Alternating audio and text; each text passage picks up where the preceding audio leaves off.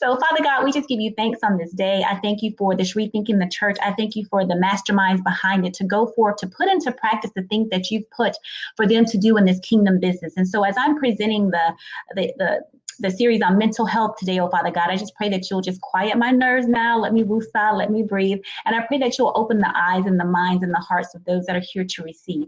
In Jesus' name we pray, amen. So I am Ciandra the Actionist. And if I talk too fast, just I guess I can't see anything. I guess I can kind of toggle back and forth. I'm going to try to pull up my phone to see if I can kind of see you guys on here too. So we can kind of just get through this thing. So let's get into it. So fraudulent mental illness, I thought that name and imperceptible perceptions, I thought that name would actually kind of get some people and make you kind of be like, what is she going to be talking about? I'm trying to pull up my phone because I want to be able to try to see you all as well as I'm doing this. So just kind of wish me luck on this. But so let's get into it. How many times have we as a people gotten ourselves worked up because, you know, we don't know what to do in certain times when like this crisis has happened now, and we don't really know how to exercise our faith sometimes in these crises that we have. Sometimes we exercise doubt and panic, and we don't exercise our faith over our fear. And a lot of times we imagine the worst things happening sometimes in our lives instead of, you know, pushing on to that positive aspect. And I've been that person to where I've exercised a lot of the negativity instead of the positive when we're actually moving into our walks and things of life in that sense. So we want to move past that. So today we're simply going to discuss very briefly how to change our mental health and how to get out of the mindset of the negative and try to get more into the mindset of the positive. I'm just trying to pull up my phone because I'm trying to see folk and everything. So on this next slide here, I'm going to kind of scooch over a bit. There we go. So on this slide, I'm going to give you some statistics and things that's actually going on here in our world. And as you're looking at some of these slides, I want you to think about what you're actually reading. And with that being said, with this slide, I don't know if you knew it or not, but mental illness, hear me clearly, mental illness and mental disorders in the world of psychology and the world of science, they cannot be measured. Now, you might be saying, what are you talking about? It's true. And I'm not making this stuff up. This is stuff that's out here in peer-reviewed articles by the APA itself, by other doctors in the field of psychology as well. And there's resources and things at the end of the presentation that you're going to be able to see for yourself. So the DSM manual, which is called the Diagnostic and Mental Statistics Manual of Mental Disorders. And if anyone has ever seen a therapist, been to a psychologist of anything, you're going to know that there's a box, there's questionnaires and things that you actually answer to be categorized and given a diagnosis as to what's going on with you, with me. I am a 20-year veteran. I've served in 2.5 world wars, and I say 2.5 because when I entered into the military, I was coming in on the tail end of Desert Storm. And then I actually served and was deployed and served in Operation Enduring Freedom and Operation Iraqi Freedom, where I served in a medical component there with that. So next slide here. And these slides are kind of funny too. So there's one word that made the last slide that you just saw and the slide that you're currently seeing false. And that word is illness, because mental health is not an illness. It's not a disorder, right? I want you to understand that. I want you to hear me clearly. There's people that's coming out the woodworks now, and they are going against their actual professions. These are dual certified psychiatrists, clinical psychologists, and things of that nature, people that can prescribe medication, the psychiatrists can, and they're now taking a step back to rethink what's happening actually in the world of psychology for people, me and you alike. Now, in the military genre, we are the most misunderstood and misdiagnosed people in the face of mental health when you think about mental health, because my eyes have seen things that a civilian eyes have not seen. So therefore, my perception of things are going to be completely different than those people that have not experienced war, than those people who have not experienced the trauma of war. Because you can have trauma without going to war. You can have trauma without being a service member, serving our great country. You can have trauma. We've all had trauma. If you've lived, every living, breathing person on the face of this planet has experienced some type of trauma. And it doesn't have to be something so grandiose that we're thinking like it's been, the death of a loved one, or you've been sexually abused, or, and things of that nature. It can be something as me, losing my pet, my dog died. And how do I handle that? What are the perceptions that I have about the death of my dog? Because I'm going to tell you, some people may be okay and kind of move past it, and people say, oh, good on you, you're strong, you're so good. And then other people might have a complete breakdown of it, right? So with that being said, this next slide is about, did you know about the happiness thing? And it's going to kind of give some perspective as we kind of go on with them in the presentation. So this whole thing about mental illness, this whole thing about having a disorder and being diagnosed by the parameters that our world, that the Psychological Association has now garnered to say that this is the Bible, this is the truth, this is it, is not so, right? And I'm going to tell you why. So when we are diagnosed by psychologists, psychiatrists, or whomever, they are using different scales. They're using scales, something called the Likert scale. They're using like the Myers-Briggs test, for example.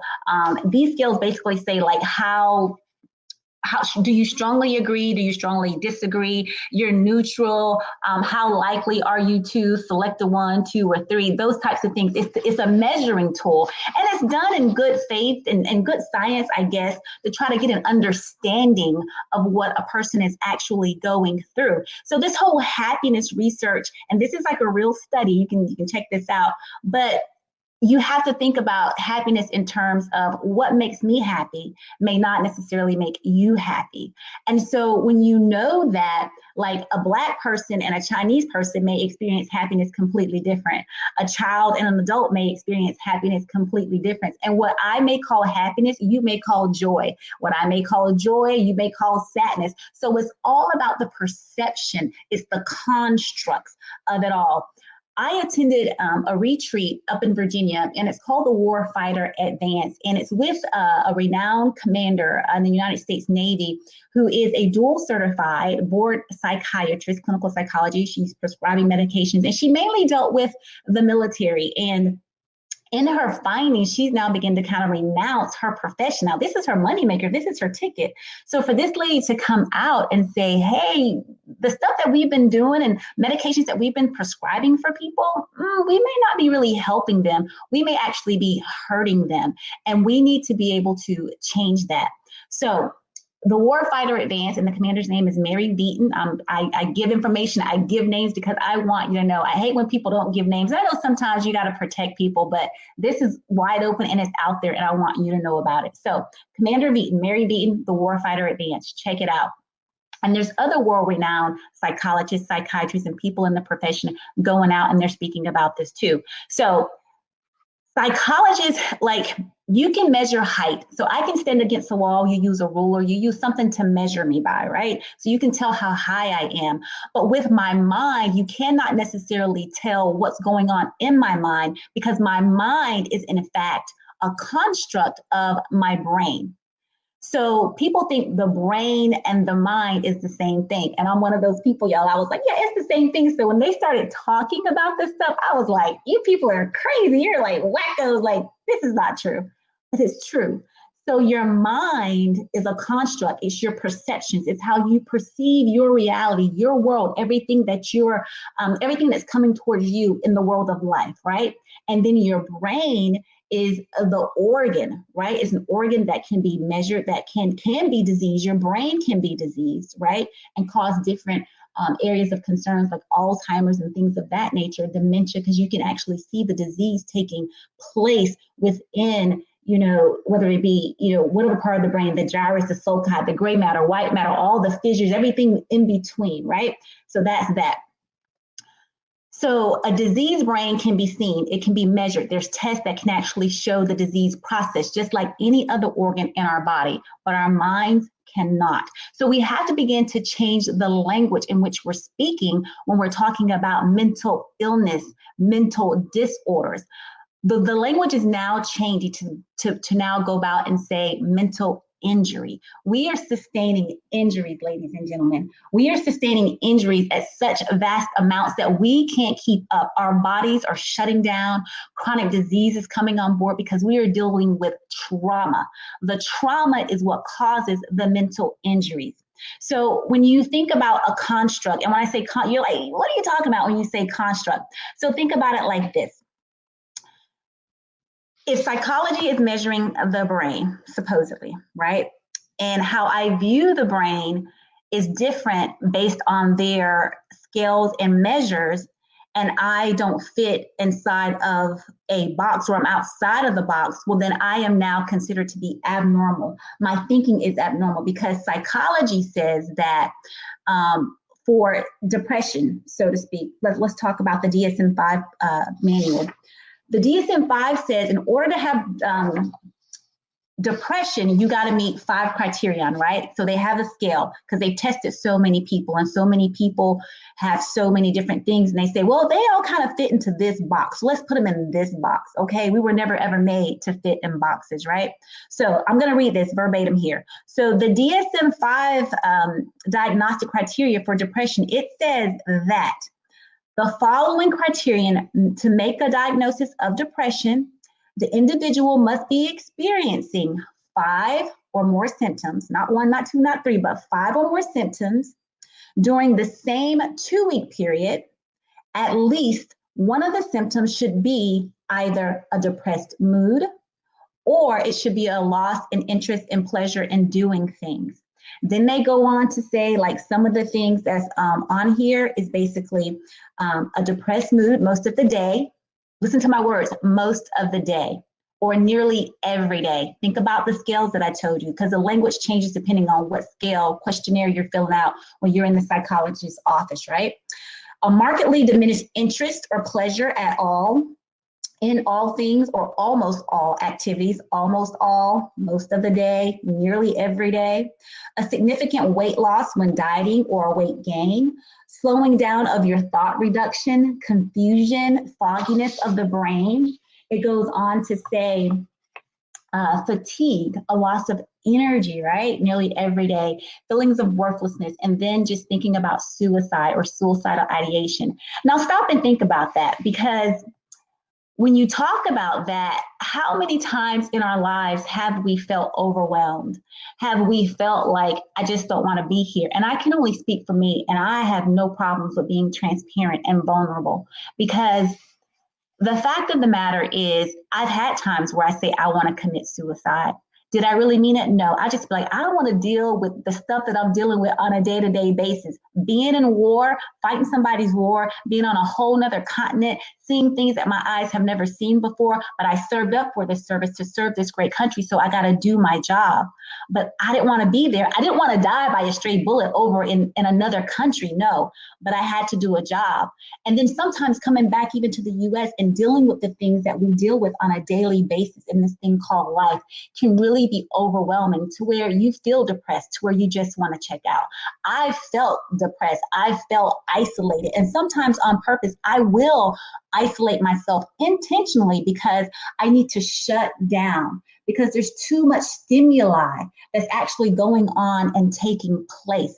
And it overwhelms me. And so I need to shut down because of my anxiety levels that they've diagnosed, okay? So I've seen a therapist, I've been to counseling because I've suffered a traumatic brain injury, which actually hurt my brain and caused inflammation. And when you're sick, you can get inflammation within your brain because it will actually do a lot of different chemical changes to your brain because it sustained an injury, right?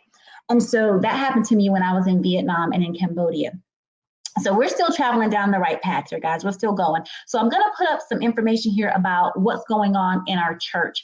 And you'll see at the end of the slides, there's like a bibliography and all that stuff. You can check out the resources. But what's going on in our churches, right?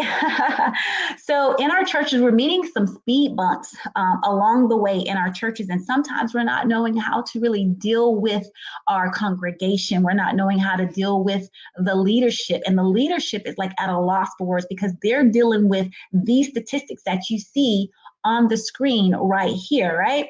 So the church should be a place where we garner our strength, right? We should, our faith should be stronger. It gives us hope, right? It gives us the resistance to survive yet another day, when you're going in. And now with COVID-19 happening in our entire world, this is not happening so much. We are more disconnected versus being connected than anything.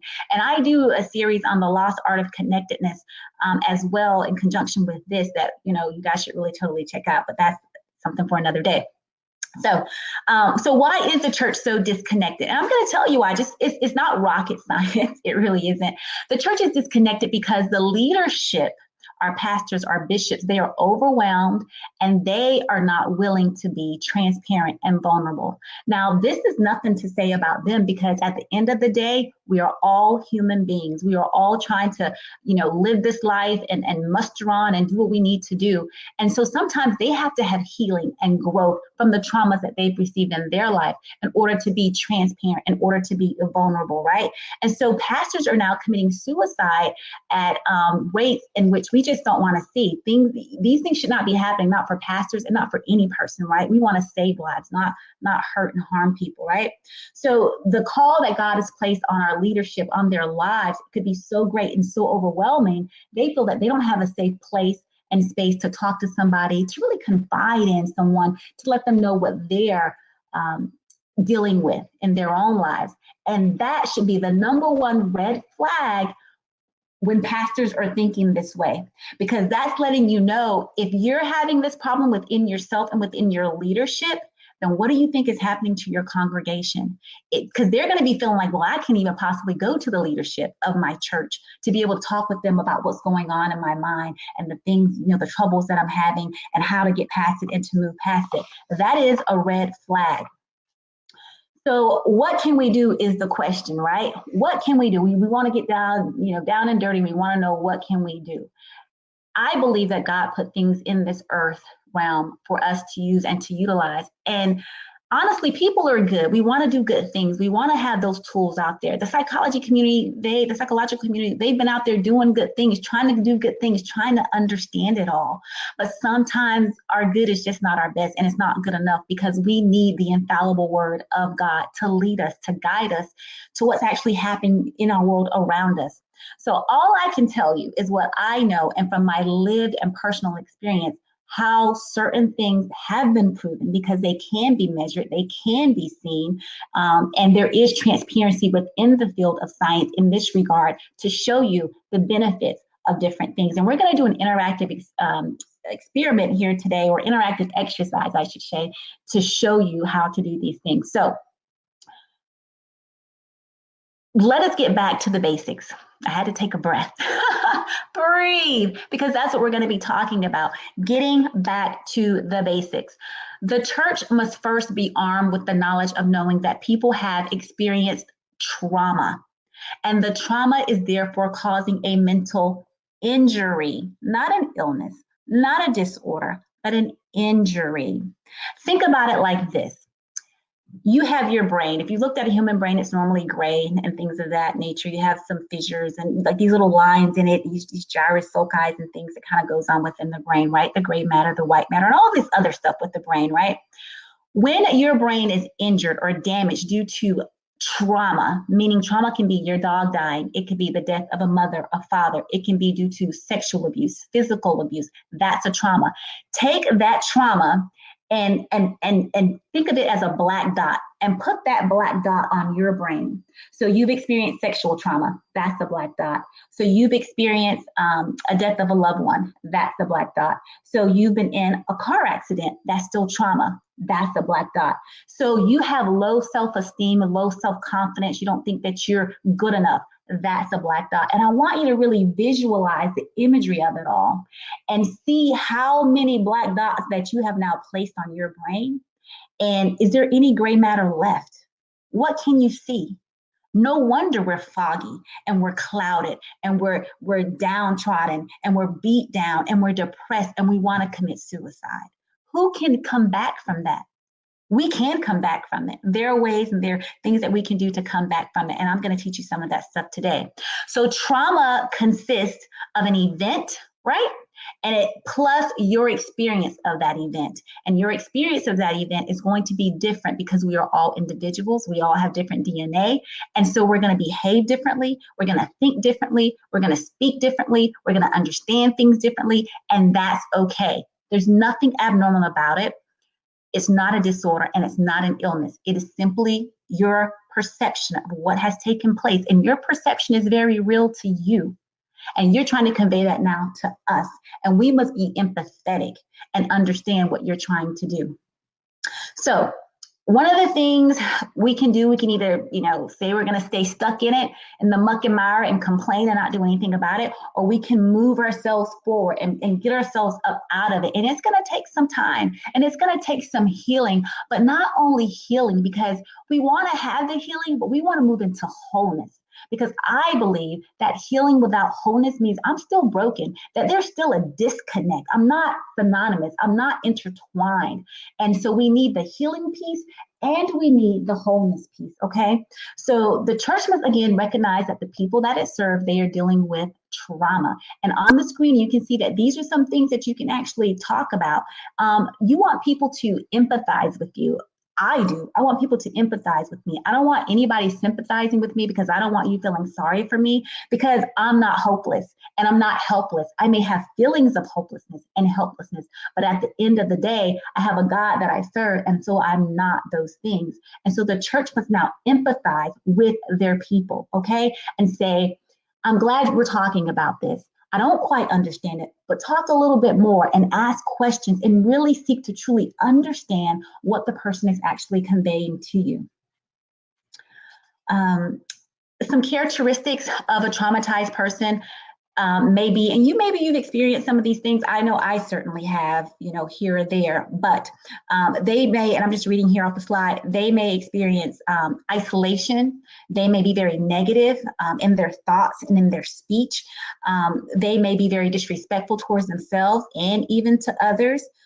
They may question and doubt everything that they're doing. They never have a solid answer. They never have any real direction as to what and how they should actually be, moving on in this life, so to speak. And so oftentimes they'll zone out from that reality. Remember, because we talked about that overstimulation, that overstimuli that's going on, and you just need to shut down from it all and sometimes just isolate. And sometimes that could actually be an actual protective mechanism in which you're using for yourself. To just kind of still away. We call it stilling away. Stilling away is isolation a little bit, but not in long spans of time, right?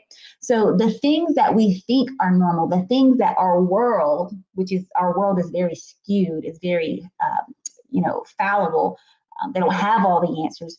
And so what the world says is normal is not necessarily normal. I don't think that there's anything normal in the world or in life. I think that everything is abnormal. I know we talk about the new norm that we're now living in. There's nothing normal about it all, right? It's new, yes it is, but is it normal? It's not, because our world was not designed to be in this way. We are meant for connection. We are meant to be joined and to talk and to touch and to be able to breathe fresh air without having these masks on, right? But we got to do what we got to do in these times.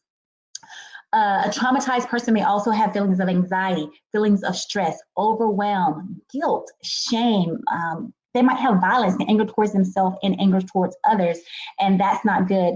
And this can lead to actual physical manifestations within your body as well. And some of these physical things, and you and I know it, blood pressure, okay, it's going up because your body is responding to a trauma, a mental injury, and your body is having a physical response to that, right? Hair loss, stomach aches, headaches, tight muscles, tense. A lot of women, we carry stress in our shoulders, right? And that's a telltale sign that something is off in your body. Pay attention to what your body is saying to you. It's speaking to you. It's trying to help you help it so that you can actually feel better.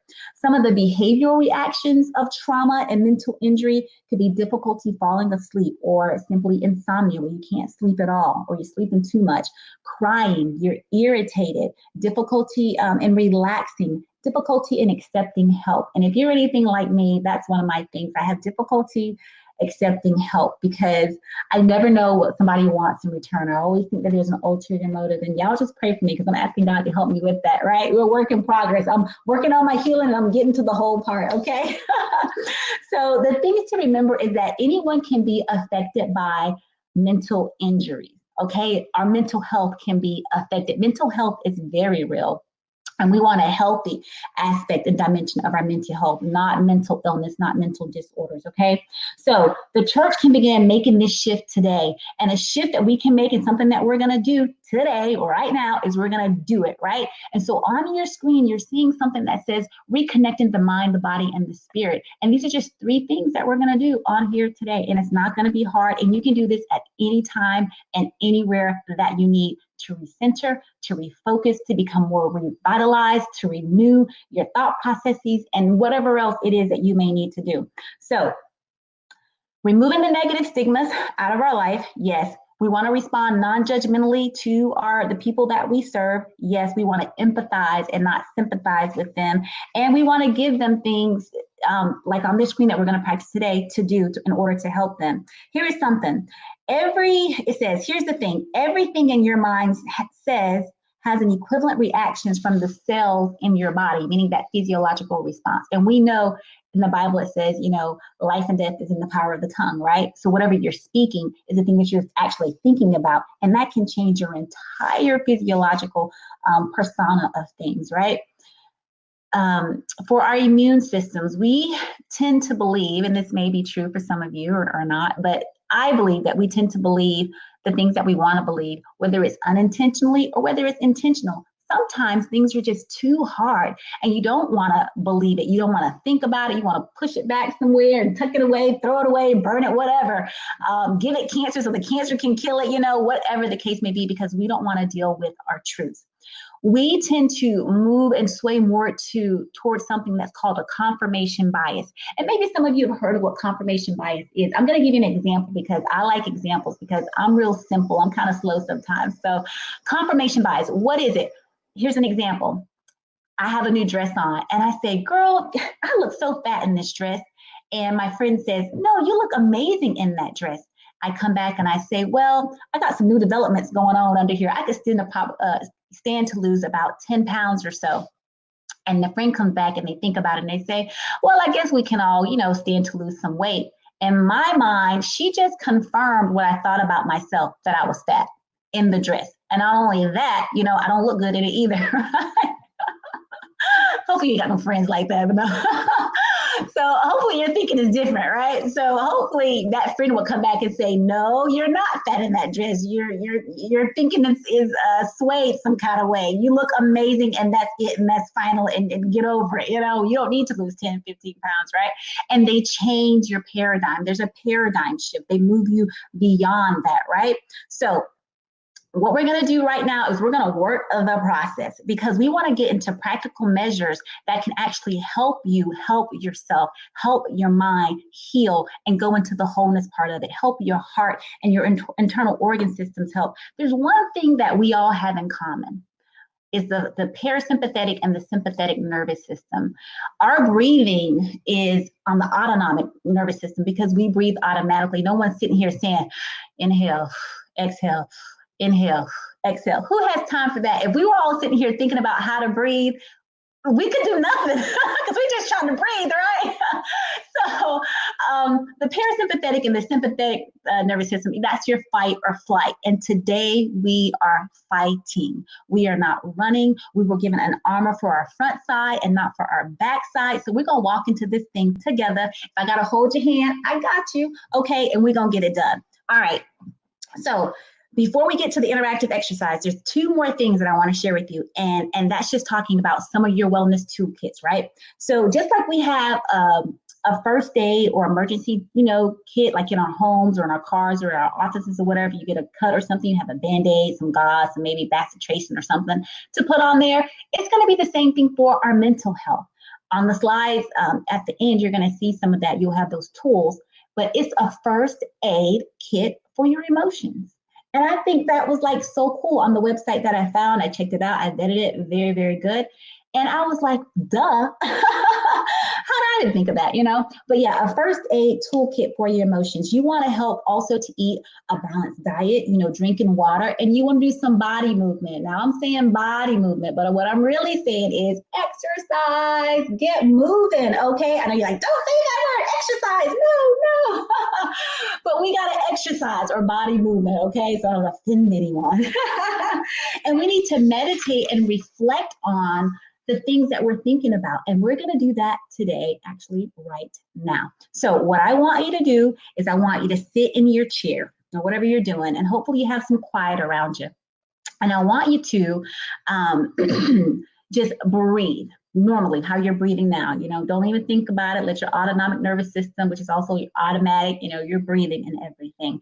Because what's going to happen now is we are trying to pay attention to our bodies and kind of figure out some of the triggers that may trigger us to make us fall into three categories, whether we're having warning signs, knowing what those warning signs are, whether those warning signs are getting a lot worse, and whether the lot worse is going to put you into a crisis mode. So I can also give you all a trigger action plan that's going to help you do that and move past that. So as we're sitting here, we're just going to simply breathe. And I'm going to try to find my music on here so you guys can kind of just listen to it and relax. First things first, what you're going to do is you're just going to sit still with your feet firmly planted on the floor. And I want you to squint your eyes super tight. So we're doing something that's called neuromuscular facilitation. Simply, it's a big word. It just simply means contraction and relaxation, okay? So you're squeezing your eyes super tight, just like me. And I want you to then to release the eyes. And I want you to feel what's behind your eyes, okay? I want you to feel if there's any tension there, whatever it is you're feeling, I want you to feel it. And then again, I want you to squeeze your eyes super, super tight. And then I want you to just keep holding that and breathing. And then I want you to relax. And then one more time, I want you to do that. And I'm finding my music while you guys are doing that. And you're breathing, okay? You're completely breathing. You're breathing. So hopefully you guys can hear this.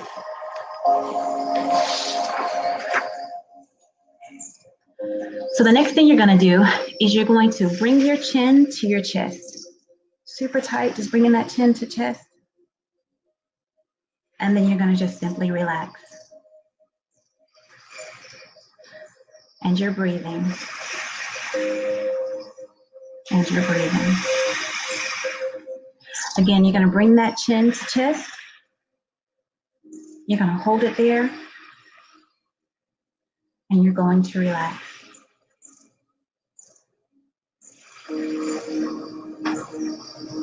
And again, you're going to bring that chin to chest. You're going to hold it there. And you're going to relax. And you're breathing. The next thing I want you to do is I want you to bring your shoulders up. Bring your shoulders up to your ears, and you're going to hold that. And you may feel tension here in your shoulders. You may feel it in your neck.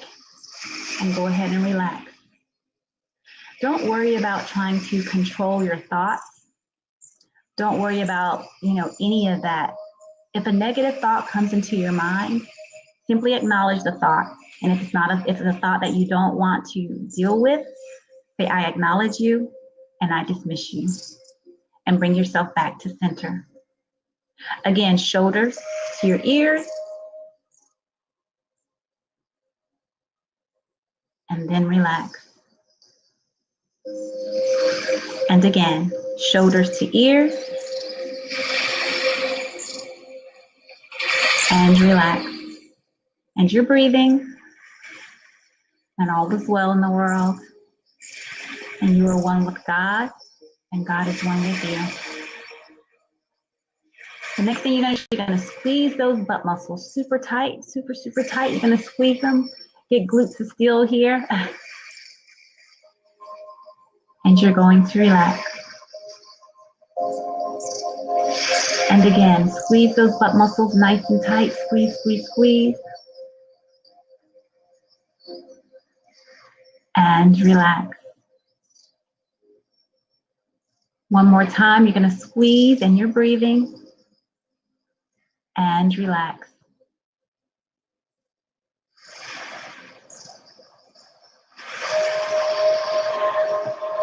Now you're simply going to push your feet into the floor as hard as you can.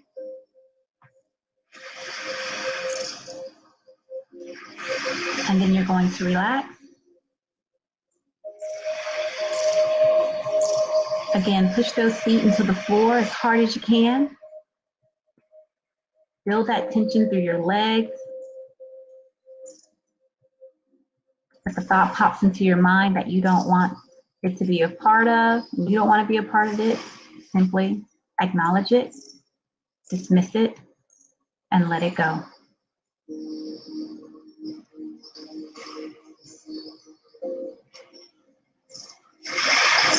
Now you're going to simply curl your toes, squeeze them super, super tight.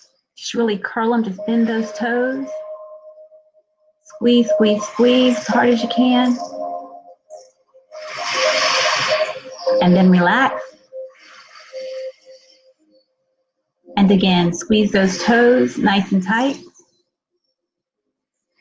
hard as you can. And then relax. And one more time, squeeze those toes as hard as you can, tight as you can. And then relax. And you're breathing. And all is right in the world. And all is right in you. You are more than enough. You've always been more than enough. There is nothing abnormal about you. Your processes, your mental injuries, your traumas, your healing, and your wholeness all belongs to God. He has you in the palm of his hand, and we're breathing. And he loves you, and so do I. Think in your mind now, I am more than enough, and I have the capacity and the wherewithal to do all things, to be all things, and to know all things, because I am made in the image and the likeness of God. And you're still breathing.